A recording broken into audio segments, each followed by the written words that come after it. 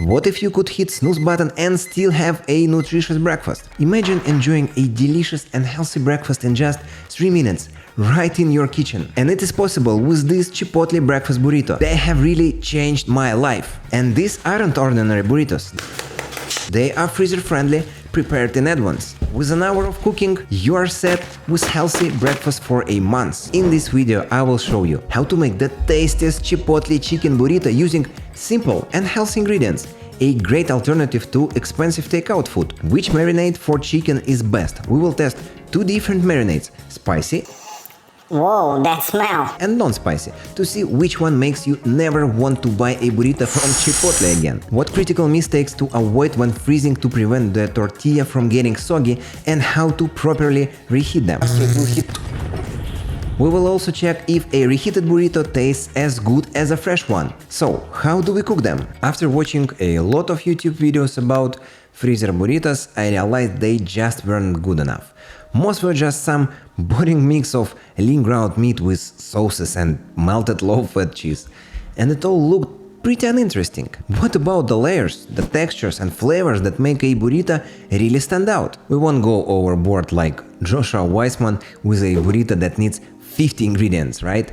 We want something tasty yet easy to make. We will use lots of common ingredients that you probably already have at home. So, what did I end up buying? Just the basics. Chicken, beans, tomatoes, cilantro, lime, jalapeno, avocado and sour cream. Everything else like different spices, onions, butter and olive oil you likely have in your kitchen. Now, let's get started on making these simple ingredients into an amazing freezer burrito. Let's start with the first ingredient, the star of the show. An element no burrito can do without. This ingredient brings everything together, infusing flavor and texture into every bite. You guessed it, it's chicken. As I mentioned earlier, we will experiment with 2 different marinades to discover which turns your chicken into an unforgettable experience. The first marinade is pretty straightforward, likely with ingredients you already have. Grab a bowl and mix. Half tablespoon chipotle chili powder, sub regular if needed, 1 teaspoon cumin. And here is the little hack you need to do with cumin. Fry it in a pan over medium heat without oil until it starts to smoke and a strong cumin smell will start filling your kitchen. I like this smell so much, it always reminds me about homemade hummus. Then use mortar and pestle to grind it. 1 teaspoon oregano, 1 teaspoon salt, 1/4 teaspoon pepper, 2 cloves minced garlic, 2 tablespoons apple cider vinegar or any vinegar, and 2 tablespoons olive oil. I saw Ethan Shlebowski uses achiote paste, not available here in Russia, but somehow I found this annatto seeds, which is the main ingredient of achiote paste, giving it this rich red color. So I will grind them up and add to the marinade. Whisk these spices together and thoroughly coat the chicken thighs. Marinate for at least 30 minutes or overnight for best results. Now, the second marinade is a bit more exciting. In a blender combine 2 cloves minced garlic, juice of half lime, 2 tablespoons olive oil, 1 teaspoon honey, just a touch of sweetness, 1 teaspoon ground cumin, 1 teaspoon salt, freshly ground black pepper, and this is where the magic happens. Chipotle peppers in adobo sauce. Blend it smoothly so that everything is mixed well and there is no big chunks. And coat the chicken, letting it marinate for at least half an hour. I've got both chickens marinated from last night, so much easier. Marinate today, cook tomorrow, simpler than doing everything in one day, right? Heat up the pan, add cooking oil, and in goes the chicken. Press lightly, fry for about 5 minutes on one side, then flip for another 2 minutes. Cook all the chicken with both marinades and let them rest a bit. Guys, I can't wait to test this. First marinade with annatto seeds. This is flipping tasty. Second one with chipotle in adobo sauce. No way. I can't believe it.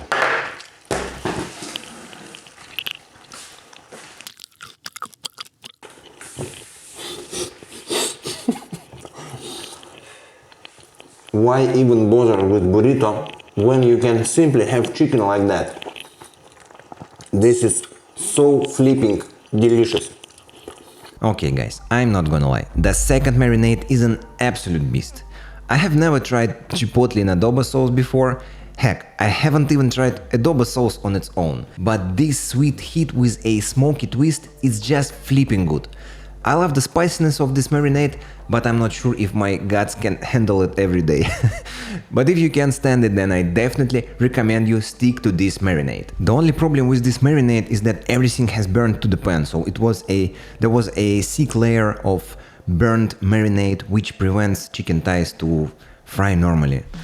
And the temperature on the surface was much lower than it should be, so I even had to pull out the chicken, deglaze the pan, wash it a little bit, then return back to heat, add again some frying oil and fry chicken thighs one more time on clean pan so that we can achieve that caramelization and crust. The next ingredient that needs some cooking is rice, but no sweat, it's a breeze. Typically you'd go for jasmine or basmati rice. Why?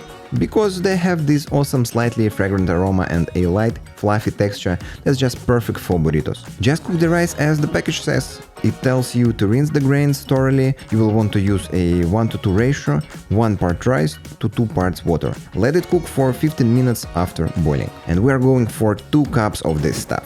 Once it's done, mix in 2 tablespoons of butter, the juice and zest of 1 lime, add salt to your liking. Toss in some cilantro too. Not a fan of cilantro? No problem, just swap it with parsley.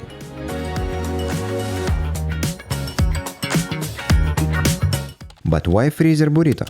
Lately, every morning along with my coffee, I've been grabbing some sandwich or wrap on the go. There is just no proper time for breakfast. Wake up, brew the coffee and dash off to work. But let's be real, it is not only hitting my wallet hard, but the taste and ingredients can often be a gamble. Sometimes these sandwiches can really upset my stomach. Once I even pulled out a hair from one of them. Gross, right?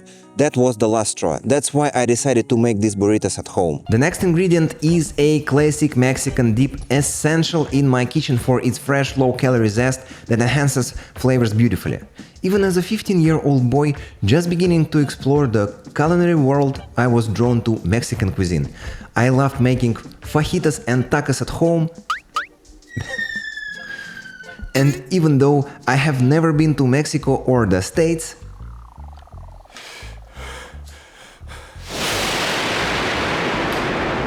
I still enjoy Mexican food regularly, especially when I feel like a gastronomic adventure to the moon next morning. And this essential item, it's pico de gallo.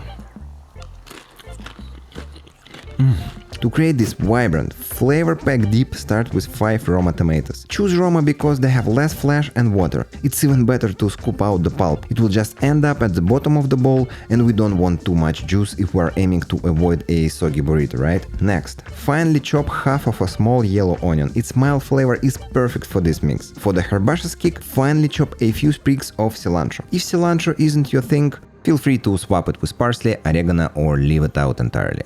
Now, for a bit of heat, finely chop a small jalapeno pepper. If you are feeling adventurous and aiming for the moon, keep the seeds in. In Russia, finding fresh jalapenos can be tough. It's not really our thing. I found some other type of hot pepper, not sure of the name, but I believe it will do the trick. Squeeze in about 2 tablespoons of fresh lime juice. Finally, season with salt to taste. And there you have it, your pico de gallo is ready to add a burst of fresh, zesty flavor to your burritos. The third ingredient, which requires very little cooking, is black beans. Just take 1 can of drained black beans, add half teaspoon of chipotle chili powder, half teaspoon of crushed cumin left over from the chicken marinade, and the juice of half a lime.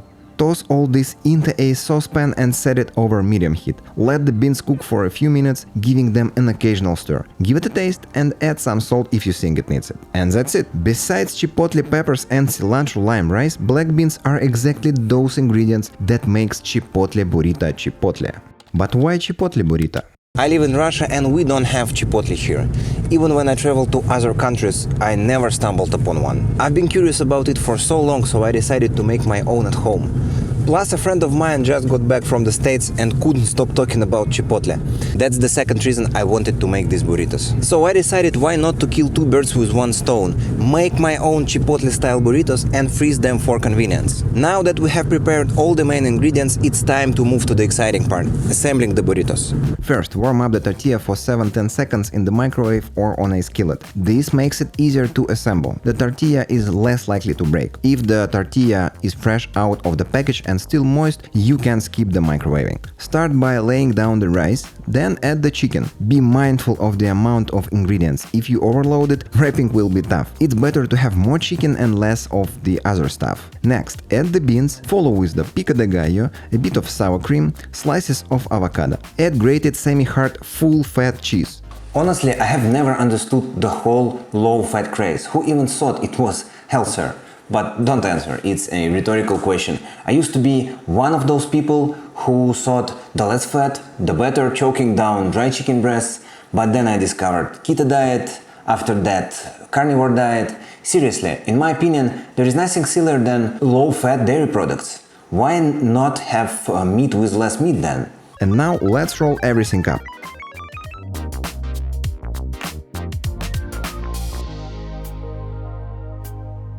And voila, you get such beautiful burritos.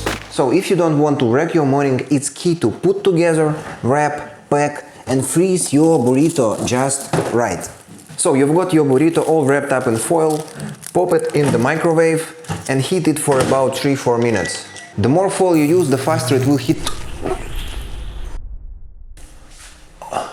We will cut this scene out. Besides the risk of turning your house into a rocket with foil in the microwave, wrapping your burrito in foil also makes it soggy. The tortilla sticks to the foil and falls apart, not exactly the breakfast of champions. Foil is airtight and stops air circulation. Without air circulation, any moisture from the filling stays inside, messing up the tortilla's texture. To get neat, tight burritos, here is what you should do. Cool the ingredients. This helps to prevent steam and moisture buildup. Properly wrap the burrito. The trick is to fold in the sides, press and spread the filling evenly and compact it slightly. Then wrap the side nearest to you like an envelope and start rolling, pressing firmly but gently. Tuck the top in like an envelope. If there is too much filling or it's too close to the edge, use a spatula to adjust it or remove some filling. I'm no burrito wrapping guru and usually go easy on the filling. More chicken, less rice and beans. Wrap tightly in parchment paper. This absorbs excess moisture and maintains the burrito's shape. Then flash freeze them by placing them on a baking sheet in the freezer. This quickly freezes the outer layer, preventing large ice crystals from forming. After about 1 to 2 hours, when they are shock frozen, wrap each in aluminum foil for long-term storage. This helps prevent freezer burn and keeps the flavors intact. Store them in a freezer bag or airtight container. When you want to reheat, you could just take off the foil and microwave it. But that's if you are into soggy breakfast. We are aiming higher, right? Instead, for the best results, thaw the burrito in the fridge overnight without the foil. In the morning, preheat your oven, toaster oven or air fryer to 350F 175C. Heat the burrito with the parchment paper on for 10-15 minutes, removing the paper towards the end for a crispy tortilla. Or, for an extra touch, fry it in a pan with a bit of oil. As a balanced solution, if you want your burrito ready in 3 minutes but still tasty, thaw it in the fridge overnight. Microwave for 2 minutes, then give it a quick sear in a pan with some oil for 30 seconds on each side. Now let's see how a freshly made burrito stacks up against one we froze earlier in terms of taste and texture. And today, as our test taster, we have Marina. Привет! She always helps me with filming, cleaning up and all that stuff. Really, I don't know what I would do without her.